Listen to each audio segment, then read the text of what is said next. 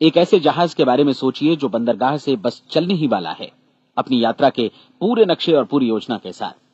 जहाज के कैप्टन और चालक दल के सदस्यों को यह अच्छी तरह मालूम है कि उसे कहां जाना है और कितना समय लगेगा। इस जहाज के सामने एक स्पष्ट लक्ष्य है। स्पष्ट लक्ष्य और स्पष्ट मैप रखने वाला जहाज 10,000 बार अभियान में से 9,999 बार अपने उसी लक्ष्य पर पहुंचेगा जहां के लिए ये रवाना हुआ था, यानी 100% लक्ष्य पर। अब इसी तरह के एक दूसरे जहाज के बारे में सोचिए। फर्क सिर्फ इतना है कि इस पर कोई कैप्टन नहीं है और न ही कोई चालक सदस्य।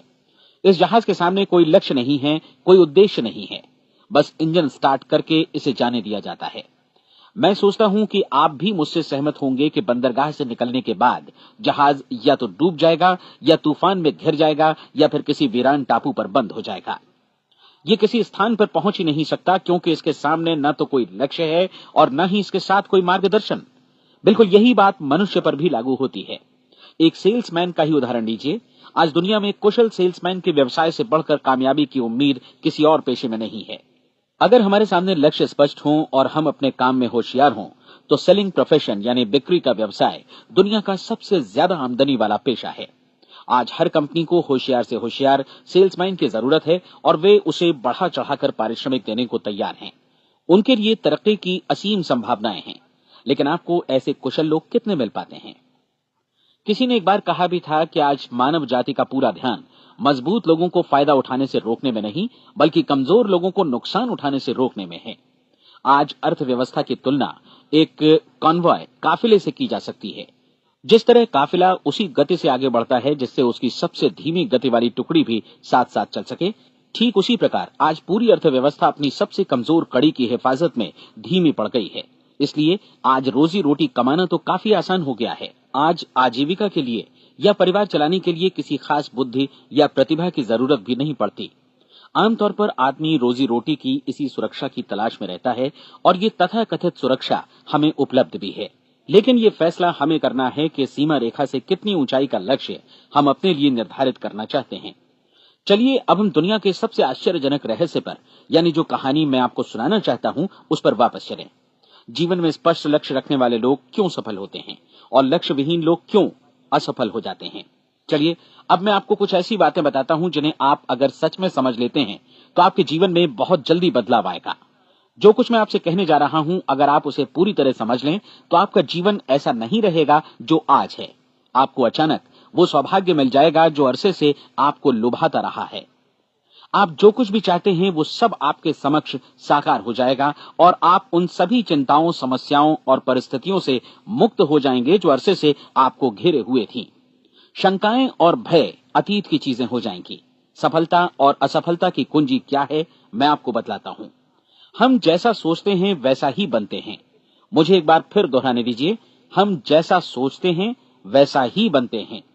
पूरे इतिहास में जो भी महान बुद्धिमान लोग हुए हैं, चाहे वे शिक्षक हों, दार्शनिक हों या पैगंबर हों, उनके विचारों में कई मुद्दों को लेकर मतभेद रहा है, लेकिन एकमात्र इसी मुद्दे पर वे पूरी तरह सहमत रहे हैं।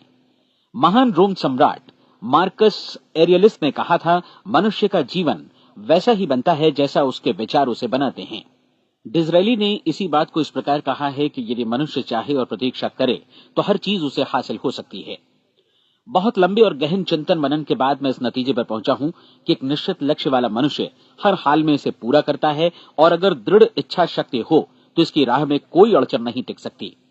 राल्फ वॉल्डो एमर्सन का कहना है कि एक आदमी वैसा ही बनता है जैसा वो पूरे दिन भर सोचता है।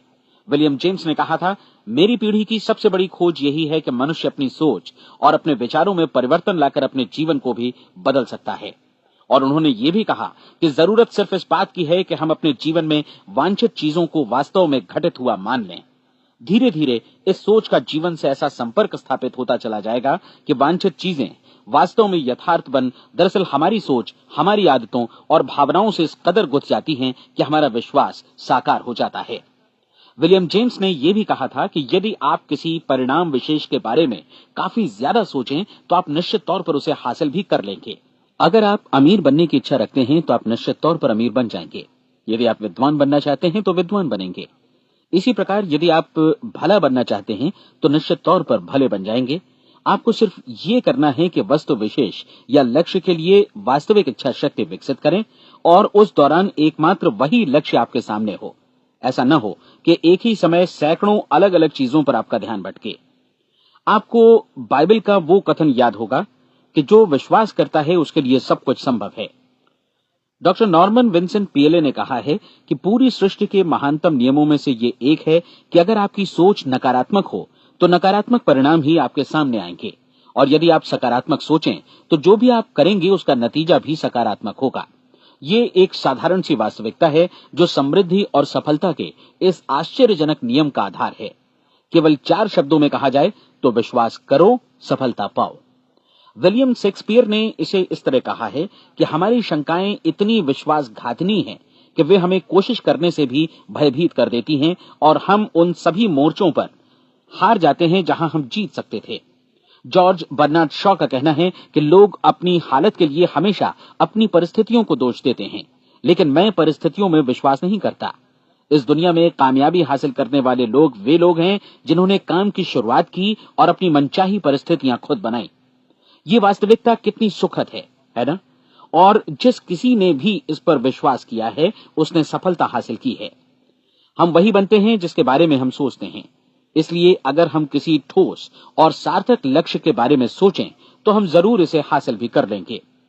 दूसरी ओर वो आदमी जिसके सामने कोई लक्ष्य नहीं है, जिसे नहीं मालूम कि उसे कहां जाना है और जो इसी वजह से संशय, भय, चिंता और परेशानियों में घिरा है, वो वैसा ही हो जाएगा जैसा कि वो सोच रहा है। और अगर ऐसा है कि वो किसी भी चीज के बारे में नहीं सोच रहा है तो वो आदमी कुछ भी नहीं बन पाएगा। आइए अब ये समझें कि ये सारा कुछ कैसे काम करता है, क्यों हम वैसा ही बन जाते हैं जैसा कि हम सोचते हैं। मैं आपको बताता हूं कि ये सारा कुछ क्यों और कैसे होता है। कल्पना कीजिए कि एक किसान के पास थोड़ी जमीन है। जमीन बड़ी अच्छी और उपजाऊ है। जमीन में क्या बोया जाए ये फैसला पूरी तरह किसान का है।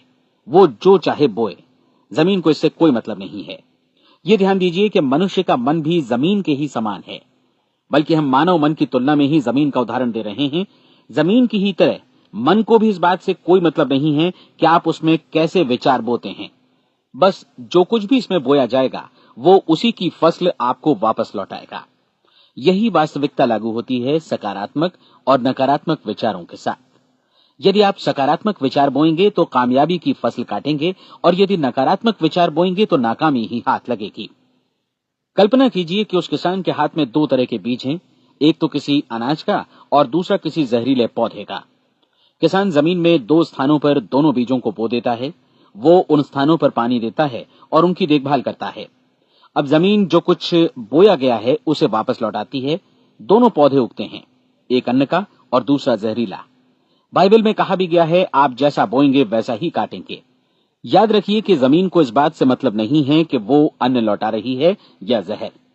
अब मानव मस्तिष्क जमीन से कहीं ज्यादा भरोसेमंद है, कहीं ज्यादा उर्वर और कहीं ज्यादा चमत्कारी, लेकिन ये जमीन के सिद्धांत पर ही काम करता है।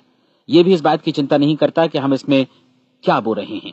बस जो कुछ बोया जाएगा उसे ही इसे वापस लौटाना है, चाहे वो सफलता हो, असफलता हो, एक निश्चित स्पष्ट लक्ष्य हो या असमंजस की स्थिति, गलतफहमी हो, भय हो या चिंता हो, कुछ भी हो।